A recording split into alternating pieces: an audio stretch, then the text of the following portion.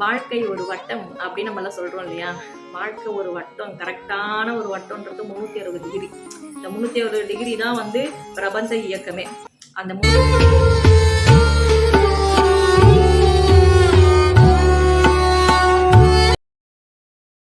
சிவாய நம. அஸ்ட்ராலஜரா இல்லையா மைத்திரி? ஜோதிடம் இருக்கா இல்லையா அப்படின்னு நிறைய பேரோட கேள்வி. ஜோதிடம்லாம் பொய்யுங்க, அதெல்லாம் நம்பாதீங்கன்னு சிலர் வந்து ரொம்ப சொல்லுவாங்க. எதுல ஜோதிடம் இல்லை? எல்லாத்துலேயுமே ஜோதிடம் இருக்குங்க. ஜோதிடம் இல்லாத இடமே கிடையாது. எல்லாத்துலேயுமே வந்து ஜோதிடம் கலந்துருக்கு. மனிதனுடைய வாழ்க்கையில ஜோதிடம் எல்லாம் கலந்துருக்கு. நேரமே சரியில்லை பானோம் ஜோதிடம். டைம் என்னங்க ஜோதிடம். மணியை குறிப்பிடுறது ஜோதிடம். கால நேரத்தை குறிப்பிடுறது ஜோதிடம். ஸோ ஒவ்வொரு விஷயத்துலையுமே ஜோதிடம் கலந்துருக்கு. எனக்கு இந்த நம்பர் தாங்க பிடிக்கும், அங்கேயும் ஜோதிடம். ஸோ எனக்கு இந்த கலர் தாங்க பிடிக்கும், அங்கேயும் ஜோதிடம். எதுல இல்லை ஜோதிடம்? இவன் நல்லா வச்சுட்டு என்ன பண்றது அப்படின்னு ஒரு சில நவகிரகத்தோட பேரை வச்சு திட்டுவாங்க. அங்கேயும் ஜோதிடம் இருக்கும். அவர் எனக்கு குரு மாறிங்க அப்படின்னுவாங்க. அங்கேயும் ஜோதிடம். குரு யாரு? நவகிரகத்தின் கோல். ஒரே வெயில் அடிக்குதுங்க, சூரிய பகவான் நவகிரகத்தின் தலைவர். அங்கேயும் ஜோதிடம். இன்னைக்கு நீ வானம் மேகமூட்டமா இருக்கு, மந்தமா இருக்கு, நட்சத்திரமே தெரியல, நிலாவே தெரியல, அங்கேயும் ஜோதிடம். ஜோதிடம் இல்லாத வாழ்க்கையே கிடையாது. மனிதரோட எல்லா வாழ்க்கையிலையும் எல்லா விஷயங்களையும் ஜோதிடம் கலந்துருக்கு. ஒரு தனி நபருக்கு ஜாதகத்தை ப்ரிடிக்ட் பண்றவங்க சொல்றக்கூடிய விதங்கள் வேணா மாறி இருக்கலாம். ஜோதிடம் இல்லாமல் இல்லை. மனிதருடைய வாழ்க்கையில கலந்த கலவை. ஸோ ஜோதிடம் இல்லாத இடமும் கிடையாது. ஒவ்வொரு ஊர்லயும் அவங்களோட பேட்டர்னுக்கு ஏற்ற மாதிரி ஜோதிடத்தை பார்த்து கொண்டு தான் இருக்கிறார்கள். வானம் பார்த்த பூமின்னு சொல்றாங்க. வானத்துல இருந்து மழை வந்தாதான் பூமியே நிற்கும்.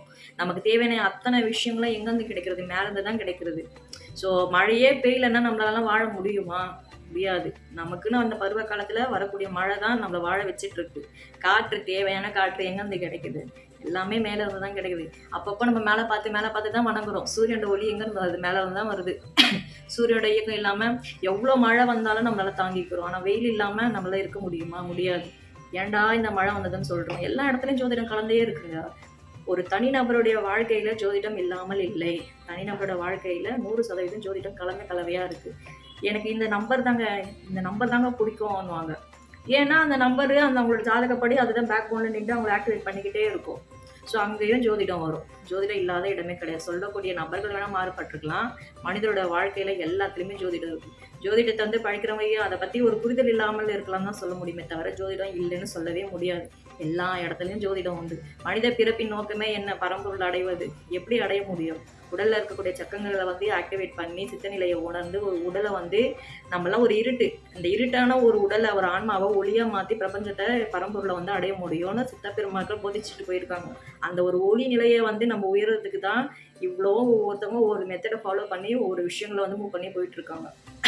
ஸோ ஜோதிடம் இல்லாத இடமும் இல்லை. ஜோதிடம் இல்லாத மனித வாழ்க்கையுமே இல்லை. எல்லாத்துலேயுமே கலந்துருக்கு. குழந்தை பேர் இல்லைன்னு சொல்கிறோம். என்ன? நவக்கோள்கள் மனிதரோட உடலில் வந்து இருக்குது. மேலே போயெல்லாம் நம்ம ஒரு கிரகத்தையும் வந்து இங்கே போ அங்கே போன்னு மாற்றி வைக்க முடியாது. நம்ம பிறக்கும்போது ஒரு அமைப்பில் இருந்ததுன்னா அந்த டிஃபால்ட் அங்கே தான் இருக்கும். ஸோ இன்னும் ரொம்ப எளிமையாக சொல்லணும்னா, நீங்கள் பிறக்கும்பொழுது உங்கள் நட்சத்திரத்து பக்கத்தில் தான் சந்திரன் இருக்கும். அதுதான் நீங்கள் பிறக்கும்பொழுது உங்கள் நேரக்காலம் எந்த அமைப்பில் இருக்கோ அந்த இடத்துல வந்து சந்திரன் இருக்கும். நீங்கள் நைட்டில் பிறக்கீங்கன்னா உங்களால் அன்றைய நாளுக்கு அந்த டைமுக்கு வந்து வானத்தில் சந்திரன் எந்த நட்சத்திரத்தில் இருக்கோ அதை வந்து உங்களால் கண்கூடாக பார்க்க முடியும்.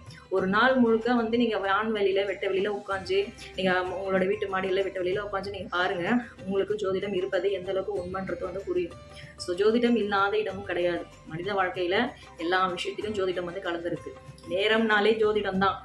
திங்கக்கிழமை செவ்வாய்க்கிழமை லக்கு, திங்கக்கிழமை லக்குன்னு சொல்றது எல்லாமே ஜோதிடம் தான். கிழமையை அடிப்படையாக கொண்டது தான். ஜோதிடம் இல்லாத நாட்களே கிடையாது. நம்ம ஒரு டைம் ஒரு விஷயத்துக்கு ஃபிக்ஸ் பண்றோம்னாலே அந்த இடத்துல ஜோதிடம் உள்ள இருக்குன்னு அர்த்தம். ஸோ ஜோதிடத்தை பத்தி புரியாத நபர்களுக்கு நம்ம வேற எதுவும் சொல்ல போறது கிடையாது. மனிதனோட எல்லா விஷயங்களிலும் வாழ்க்கையிலும் ஜோதிடம் வந்து கலந்த கலவையா தான் இருக்கிறது. ஜோதிடம் இல்லாமல் பிரபஞ்சம் இயங்காது. வாழ்க்கை ஒரு வட்டம் அப்படின்னு நம்ம எல்லாம் சொல்றோம் இல்லையா?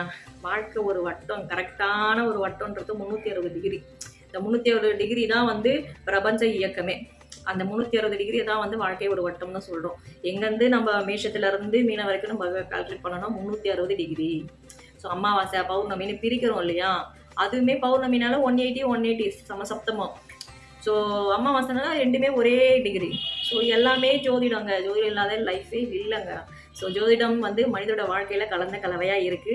சொல்லக்கூடிய நபர்கள் வேறுபடலாம். சொல்லக்கூடிய இடங்கள், ஒரு ஒரு மக்கள் ஒரு இடத்துல வாழ்றாங்கன்னா அந்த ஊர் சர்க்கிளுக்கு ஏற்ற மாதிரி ஆனால் கணிப்புகள் அவங்க கணிப்பாங்க. அதுக்கேற்ற மாதிரியான லைஃப் பேட்டர்ன் அவங்களுக்கு மூவ் ஆகிட்டு இருக்கும். ஸோ எல்லா இடத்துலையும் ஜோதிடம் உண்டு. மனித இயக்கம் இருக்கிற வரைக்கும் ஜோதிடமும் இருக்கும். புரியாதவர்கள்